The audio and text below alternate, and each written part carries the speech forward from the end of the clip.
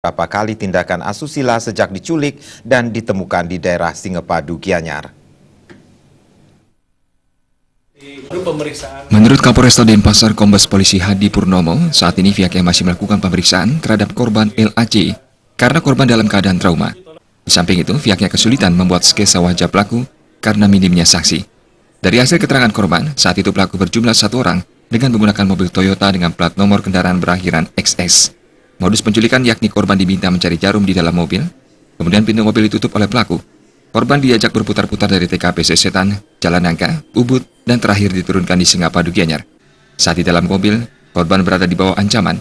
Korban mengalami tindakan asusila oleh pelaku. Waktu itu main, si Stephen itu disuruh mencari tempat kos, kemudian yang adik kecil ini disuruh cari jarum di dalam mobil.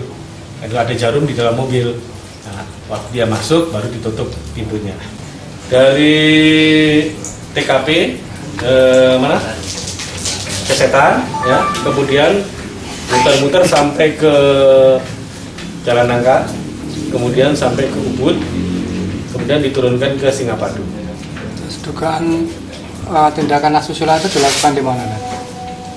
Untuk asusilanya masih ini ya, kemarin tadi diperiksa dan kita juga sampaikan ke yang bersangkutan, belum sempat menyampaikan tempat-tempatnya, tetapi untuk melakukannya di dalam mobil.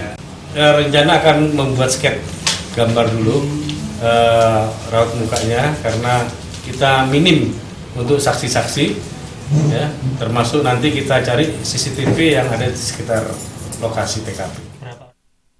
Polisian saat ini masih menunggu hasil visum dan melacak rekaman CCTV. Raiswantara, Bali TV.